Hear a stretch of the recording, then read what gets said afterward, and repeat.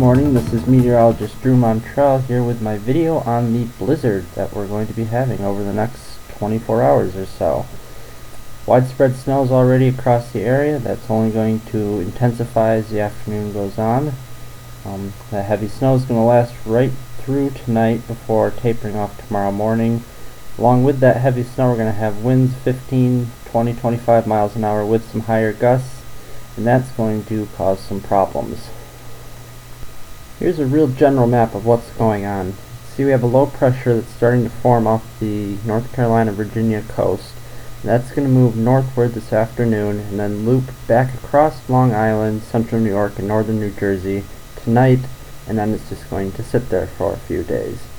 Now, as it sits there, it's going to weaken, so the main part of the storm is going to be this afternoon and tonight.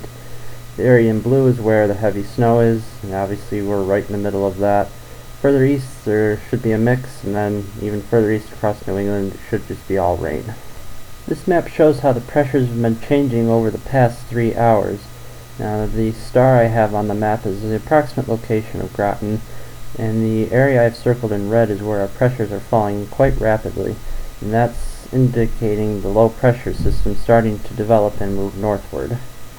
Looking at the current pressure map, you can see the low pressure off the coast of North Carolina and Virginia, just like it should be. I've drawn on the map a red line that extends from about New York City up into Canada. And that is a trough of lower pressure that extends back up into Canada. Now, a lot of times when these nor'easters have these troughs that go back up into Canada, the heaviest snow ends up on the west side of those troughs. And you can see by the star, which indicates Groton's location once again, that we are right on that west side.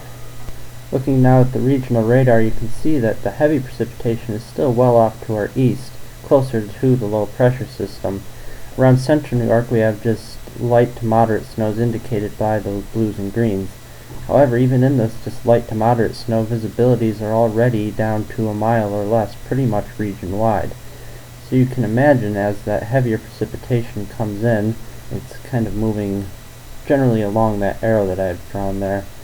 As that comes in, visibilities are going to drop quite a bit, down to a quarter mile or less, and then when you add in the wind on top of that, and it's going to be pretty much near whiteout conditions.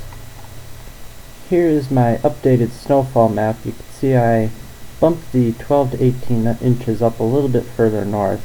I did this for a couple of reasons. First of all, I really don't think there's going to be any rain in areas such as Syracuse and up into Oswego County, and even Oneida and Madison County should stay out of the rain. Secondly, the models seem to have shifted just a tiny bit back towards the northeast with the heaviest core precipitation, so I reflected that in my snowfall map.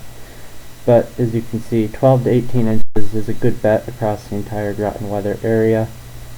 There could be some locally higher amounts. A lot of times there's some intense bands that set up in the snowfall with these stronger nor'easters.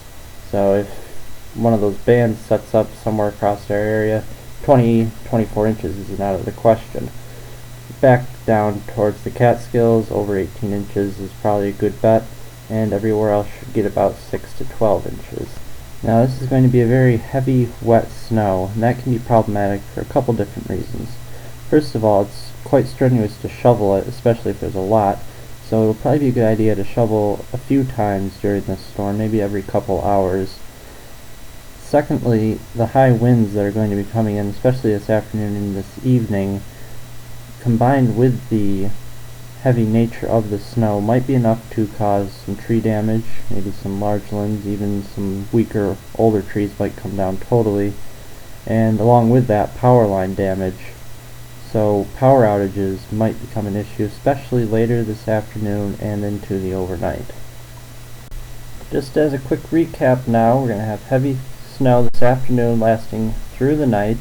That should accumulate a good 12 to 18 inches, maybe even a little bit more by tomorrow.